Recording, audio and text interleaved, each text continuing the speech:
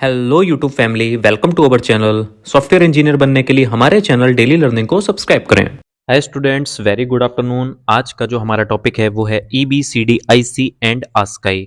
ये computer fundamental का most important और आप बोल सकते हो मोस्ट कंफ्यूजिंग टॉपिक है। ये बुक्स में मिल जाता है, बच्चे पढ़ के एग्जाम दे देते हैं, लेकिन नेक्स्ट ईयर जब जाते हैं या फिर नेक्स्ट सेमेस्टर जाते हैं तो वो कंफ्यूज ही रहते हैं इनको लेके, क्योंकि ये डीप में समझ आने वाले इतनी आसानी से टॉपिक हैं ही नहीं। आखिर क्या यूज है EBCD IC का और ASCII का? ये फुल फॉर्म्स तो आपको दिख रही हैं, ये आप याद कर लोगे या समझ लोगे वट एवर, लेकिन हम लोग आज इस वीडियो में इनकी फुल फॉर्म्स तो पढ़ेंगे ही पढ़ेंगे, इनका डेली लाइफ में यूज पढ़ेंगे कि EBCD IC का डेली लाइफ में क्या यूज है और ASCII का डेली लाइफ में क्या यूज है। इसके अलावा आज हम लोग इस वीडियो में ये पढ़ेंगे कि जब EBCD IC मार्केट में आ गए थे तो ASCII क्यों आया, आखिर क्यों ASCII ने EBCD IC को रिप्लेस करा, क्या ऐसी चीजें थी जो EBCD IC ने अपने ज़माने में या अपने टाइम में मिस कर दी थी जो ASCII ने पूरी की। और उसके अलावा अलावा हम लोग आज ये भी पढ़ेंगे इस वीडियो में कि ASCII में अमेरिकन वर्ड क्यों यूज होता है, आखिर क्या लेना देना है अमेरिका का ASCII वर्ड के साथ या फुल फॉर्म के साथ। इस वीडियो में हम लोग ऐसा पढ़ेंगे डीप में कि आपको ये कभी याद करने की ज़रूरत पड़ेगी ही नहीं, ना ही रटने की ज़रूरत पड़ेगी, ना याद करने की ज़रूरत पड़ेगी। आप इजीली बहुत आसानी से इन सब चीज़ों को समझ जाओगे जो मैं आज आपको एग्जांपल से समझाऊंगा। चलिए शुरू करते हैं इनको डीप में। स्टूडेंट, EBCD IC या फिर ASCII समझने से पहले इनकोडिंग समझना बहुत जरूरी है। अगर आप इनकोडिंग नहीं समझेंगे तो रटते रह जाएंगे, इनकोडिंग समझेंगे तभी आप चीजों को इजीली क्लियर कर पाएंगे कि आखिर किस चीज का क्या यूज है, EBCD IC और ASCII का क्या यूज है डे टू डे लाइफ में, और इसकी इसकी क्या जरूरत है, हम इसको क्यों यूज करते हैं। तो इनकोडिंग समझ लेते हैं पहले। Encoding is the process of converting data into different forms. Encoding एक वो प्रोसेस है जिसके द्वारा हम डेटा को डिफरेंट फॉर्म्स में कन्वर्ट कर देते हैं। ठीक है, डेटा क्या है? डेटा कुछ भी हो सकता है, कोई भी चीज डेटा होती है। जो चीज हमको समझ नहीं आती या कंप्यूटर को समझ नहीं आती वो डेटा है, और इनटू डिफरेंट फॉर्म्स या फिर आप बोल सकते हो इनटू इंफॉर्मेशन। ठीक है, डिफरेंट फॉर्म्स बोल लो या इंफॉर्मेशन बोल लो। ठीक है, इनकोडिंग वो प्रोसेस है जिसके द्वारा हम डेटा को इंफॉर्मेशन में कन्वर्ट कर देते हैं। डेटा वो चीज जिसको जिसको इजीली समझ नहीं सकते, इंफॉर्मेशन वो होती है जिसको हम लोग समझ सकते हैं, अंडरस्टैंड कर सकते हैं। ठीक है, अंडरस्टैंड कर सकते हैं। ओके, ठीक है। अब यहाँ पे एक एग्जांपल से समझा है कि इनकोडिंग, ये तो डेफिनेशन हो गई, आप याद कर लोगे कि वो प्रोसेस है जिसमें डेटा को इन्फॉर्मेशन में कन्वर्ट कर देते हैं। अगर अब आपको यहाँ पे समझना है कि इनकोडिंग का काम क्या है। सपोज कीजिए मैंने ये नंबर 011011011 अपने फ्रेंड को भेजा, या मैंने अपने कंप्यूटर को दिया, किसी को भी दिया। अब मैंने इस नंबर को, ये जो नंबर है मैंने इसको इनकोड कर दिया है, इनकोड इन द फॉर्म। ये जो नंबर है मैंने कंप्यूटर को जब दिया तो मैंने कंप्यूटर को बता रखा है कि भाई 0 का क्या मतलब है, 1 का क्या मतलब है। ये बाइनरी लैंग्वेज में कन्वर्ट जो करता है कंप्यूटर, उसको उसमें मैंने वो फीडिंग कर दी है, वो प्रोग्रामिंग कर दी है जिससे वो इसको समझ सकता है कि ये क्या चीज़ है। ठीक है, सपोज मुझे पता है इसका आंसर राम है, मैंने ऐसी प्रोग्रामिंग की है तो मुझे उसका आंसर पता है कि ये राम है। ठीक है, अब आप कैसे समझोगे?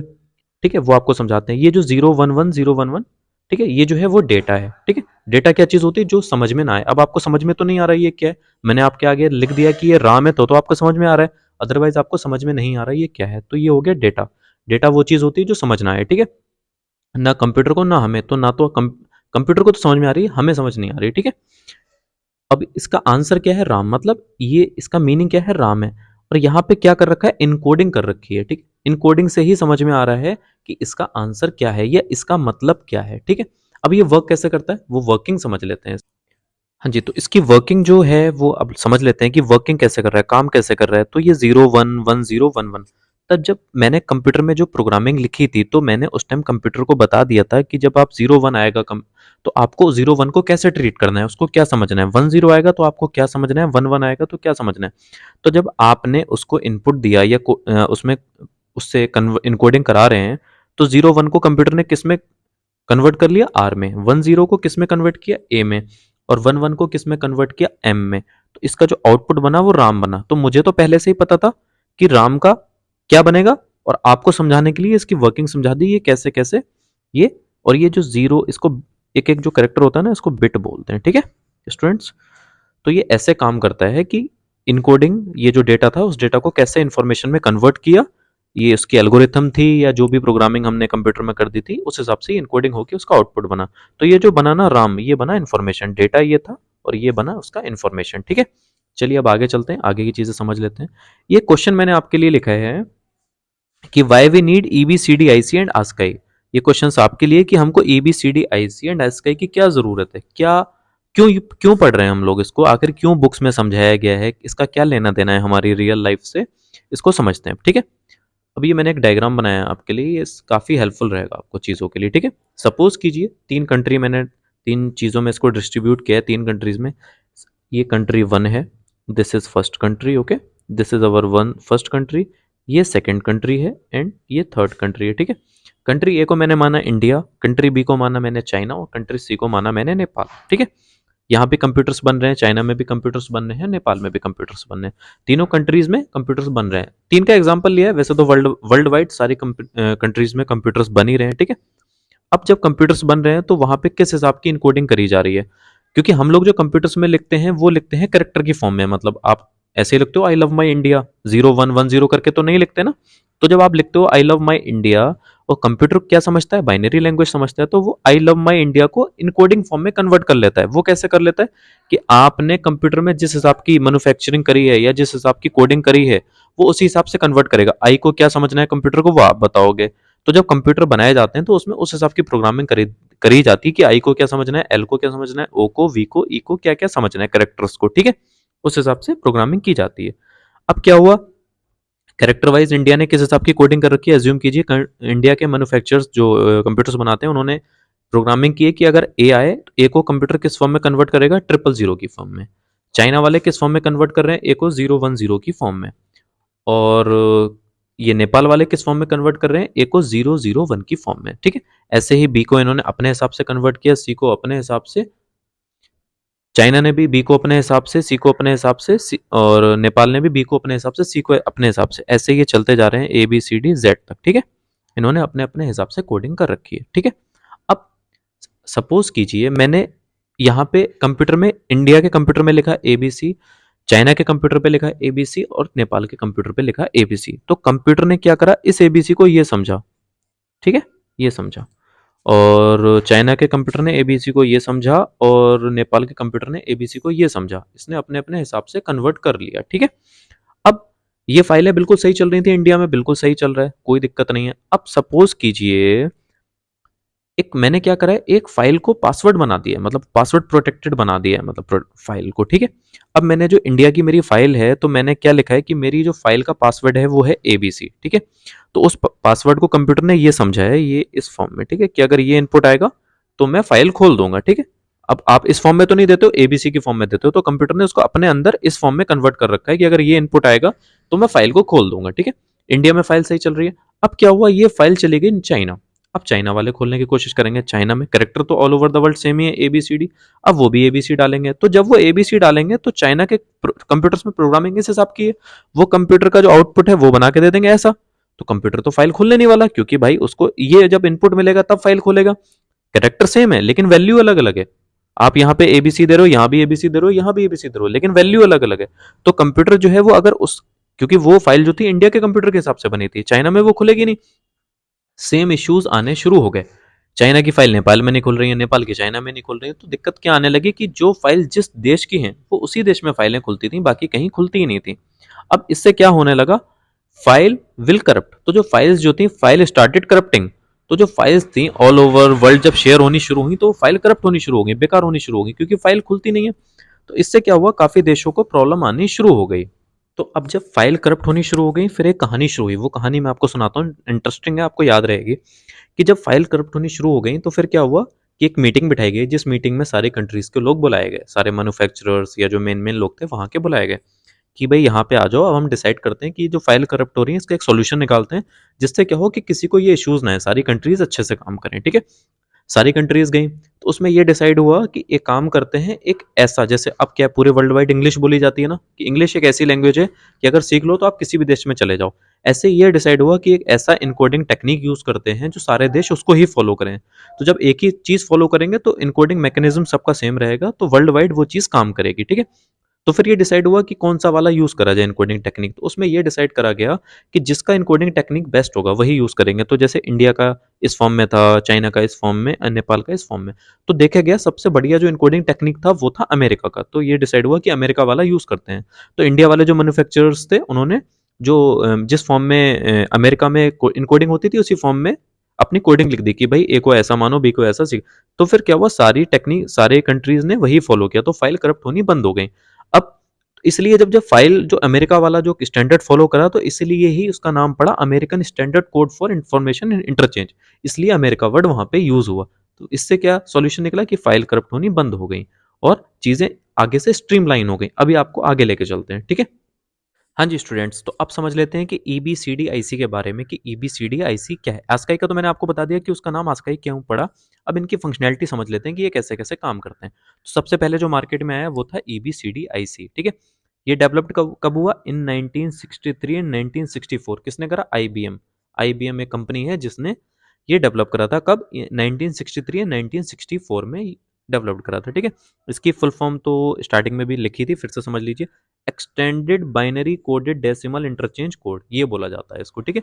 यूज्ड फॉर किस लिए यूज करा जाता है, आस्काई हो या EBCDIC हो, दोनों का यूज किया था, वो इनकोडिंग के लिए ही यूज करे जाते थे, ठीक है। इसका वर्किंग मॉडल समझ लीजिए कि वर्किंग मॉडल ये कैसे काम करता है EBCDIC, ठीक है। A character is represented by 8 bits. तो जो इसमें जो कैरेक्टर्स होते थे, ये मैंने लिख भी दिया है, दोबारा लिखने की जरूरत नहीं है। तो 8 बिट्स में, बिट क्या होती है, ये 0 एक बिट है, 1 एक बिट है, ये सब बिट्स हैं। तो एक वर्ड या फिर एक इंटीजर या वैल्यू को सबको एक बिट बोलते हैं, ठीक है। तो एक ए जो है, ए को भी एक बिट माना गया। अब ए को 8 बिट्स में जब कन्वर्ट करेंगे तो चार तो ये हो गए 4 एंड 4, ये टोटल बिट्स बनी 8 बिट्स में कन्वर्ट करा गया इसको। तो जो EBCDIC था, जो बताया मैंने आपको 8 बिट्स पे काम करता था। तो EBCDIC code allows 256 different characters. तो जैसे ए को इस फॉर्म में कन्वर्ट किया, ऐसी बी को कुछ फॉर्म में किया होगा, सी को कुछ फॉर्म में, डी को ऐसे। तो कितने कैरेक्टर्स पे काम करता था, 256, मैक्सिमम 256 कैरेक्टर्स को ये इनकोड कर सकता था। डिफरेंट डिफरेंट 256 कैरेक्टर्स ऐसे थे जिनको ये अपनी टेक्निक में कन्वर्ट कर सकता था, और हर एक कैरेक्टर को 8 बिट में कन्वर्ट करता था, ठीक है। EBCDIC आप समझ गए। अब इसके पढ़ते हैं ड्रॉबैक्स। ड्रॉबैक्स पढ़ने इसलिए जरूरी हैं क्योंकि किन रीजन की वजह से ये बंद हुआ मार्केट में और हम लोग ASCII की तरफ मूव ऑन करें, ठीक है। EBCDIC was incompatible with ASCII character set used by all other companies। तो जो ASCII कैरेक्टर्स जो थे ना, शुरू शुरू में क्या हुआ कि EBCDIC भी मार्केट में रहा और ASCII भी मार्केट में रहा। तो क्या होता था, जो ASCII के कैरेक्टर्स थे ना, बहुत सारे जो कंप्यूटर्स मतलब हर जगह यूज कर रहे हैं, उनको सपोर्ट नहीं कर पाता था EBCDIC। तो एक तो ड्रॉबैक ये हो गया कि इसके साथ कॉम्पेटेबल नहीं था, इनकी जोड़ी नहीं बन पाई, ठीक है भाई लोगों। अगला पढ़ते हैं, absence of several punctuation characters such as square bracket used by much modern software. अब क्या है, 256 कैरेक्टर्स, तो जो इसको आपने बताया आपको 256 कैरेक्टर को यूज करता था। अब मान लीजिए मॉडर्न कंप्यूटर में एक नया ऑप्शन आ गया स्क्वायर ब्रैकेट्स का, कीबोर्ड में होता है ये स्क्वायर ब्रैकेट्स। अब ये स्क्वायर ब्रैकेट्स को EBCDI कन्वर्ट ही नहीं कर सकता था, तो इसलिए ये दिक्कत होनी शुरू हो गई कि स्क्वायर ब्रैकेट, ये तो एक एग्जाम्पल है स्क्वायर ब्रैकेट का, ऐसी बहुत सारी चीजें थी जिनको ये कन्वर्ट नहीं कर पा रहा था, ठीक है जी। तो अपना जो अगला टॉपिक है वो है आस्काई। EBCDIC हम लोगों ने समझ लिया, अब हम बात करते हैं आस्काई की। आस्काई के EBCDIC के ऊपर क्या क्या फायदे थे, किन किन वजहों से EBCDIC को हमने रिप्लेस करा आस्काई से, ठीक है। सबसे पहले ये समझ लेते हैं कि ये कब डेवलप्ड हुआ, इसकी हिस्ट्री कहाँ से शुरू हुई। First formal meeting begin in 1960। कब हुई थी, 1960 में मीटिंग शुरू हुई थी कि आस्काई को मार्केट में कब लाना है या फिर इसको लाना है नहीं लाना है, इससे रिलेटेड फॉर्मल मीटिंग शुरू हुई। उस टाइम ये डिसाइड नहीं था कि आस्काई आएगा या नहीं आएगा। बेसिकली वो पहला पौधा था, वो बड़ा तो बाद में हुआ, पौधा ही लगाया गया था पहले, ठीक है। फर्स्ट स्टैंडर्ड एडिशन पब्लिश्ड इन 1963। तो जो 1960 में मीटिंग हुई उसके बाद 3 साल के बाद इन्होंने पहला एडिशन पब्लिश कर दिया आस्काई का, ठीक है। Major edition published in 1967। तो जो फर्स्ट था स्टैंडर्ड वाला वो 1963 में मार्केट में है। उसके बाद जो उससे बड़ा था मेजर, वो कब आया, 1967 में। रीसेंट, उसके बाद रीसेंट जो अभी लेटेस्ट अपडेटेड है ना, रीसेंट का मतलब है यहाँ पे लेटेस्ट अपडेटेड, जो भी मार्केट में चल रहा है ना, वो कब आया था, 1986 में आया। ओके, ये डेट्स याद कर लेना, एग्जाम्स में पूछ ली जाती हैं कभी कभी, ठीक है। फुल फॉर्म तो आपको मैं काफी बता चुका हूँ, फिर बता देता हूँ। American standard code for information interchange. Information interchange का मतलब समझ लेना, इन्फॉर्मेशन वो चीज होती है जो आपको समझ आ जाए। इंटरचेंज का मतलब होता है एक चीज को आपस में इंटरचेंज करना है, इसको यहाँ से यहाँ लाना और इसको फिर यहाँ से यहाँ लाना, इंटरचेंज करना, ठीक है। वो होती है इन्फॉर्मेशन इंटरचेंज। ओके, आगे चलते। यूज्ड फॉर तो आपको पता ही है, किस लिए यूज होता था? इनकोडिंग के लिए ही यूज होता था। ABCDIC हो या ASCII हो, दोनों का यूज किया था, इनकोडिंग के लिए ही यूज होता था। अब इसका वर्किंग मॉडल समझ लेते हैं कि ये किस पे काम करता है। ठीक है, ASCII assign numerical values to, अच्छा ये थोड़ा सा मैं आपको समझा देता हूँ। ये ABC@, ये डॉलर, ये क्या हो गए? ये हो गए कैरेक्टर्स, ये स्पेशल कैरेक्टर्स। ठीक है, तो इनको इनको और इन सबको क्या करता था? ASCII असाइन न्यूमेरिक वैल्यूज, चलो मान लो 0 1 1 1 0 1 1 1, तो सबको क्या करता? न्यूमेरिकल वैल्यूज बना, मतलब कन्वर्ट कर देता था। ठीक है, यही लिखा है। ASCII assign numerical values two letters, letters को भी, और न्यूमेरल्स को, पंक्चुअल मार्क्स को, अदर करेक्टर्स सबको इसमें कन्वर्ट करता था न्यूमेरिकल वैल्यूज में। ठीक है, नेक्स्ट पॉइंट क्या बोल रहा है? Before ASCII was developed, different companies could not communicate with each other. जब ASCII डेवलप नहीं हुआ था तो क्या इशू आता था? बहुत सारी कंपनीज आपस में कम्युनिकेट नहीं कर पाती थी, बातचीत नहीं कर पाती थी। वो रीज़न शुरू में ही बताया था, क्योंकि वो अलग अलग मैकेनिज्म पे काम करते थे, अलग अलग करेक्टर्स को अलग अलग फॉर्म में कन्वर्ट कर लेते थे, और वो दूसरी कंट्रीज में कंप्यूटर्स को समझ में नहीं आता था। ठीक है, because each computer manufacture represent encoding in its own way, ये बताया था आपको, वो अपने अपने हिसाब से कन्वर्ट कर लेते थे, इसलिए वो काम नहीं करता था। ठीक है, चलिए आगे चलते हैं। हाँ जी, लास्ट पॉइंट ये कहता है it's a 7 bit character code. 7 bit character code है ये, जो ABCDIC किस फॉर्म में कन्वर्ट करता है? 7 बिट में। और EBC, ये ASCII करता है 7 में, और ABCDIC करता था 8 में। ये छोटा सा डायग्राम लिखा है, ये आपको समझ में आ जाएगा। ये मान लीजिए, अज्यूम कीजिए लेटर्स हैं ABCD, जो हमारे लेटर्स होते हैं, इसको ASCII कोड, ए का ASCII कोड 097 है, छोटे वाले का, स्मॉल वाले का, इसका बाइनरी ये है। और ऐसे कैपिटल वाले का, ए का ASCII कोड क्या? 065, इसका बाइनरी ये है। तो बाइनरी तो समझने की जरूरत नहीं है, ASCII समझ लीजिए। ऐसे ही बहुत सारे हैं, तो ये तो मैंने यहाँ पे डायग्राम लिखा है, आप समझ लेना। ओके, ये लेक्चर कंप्लीट हो गया। ABCDIC ASCII आपको क्लियर हो गया होगा। Thank you guys.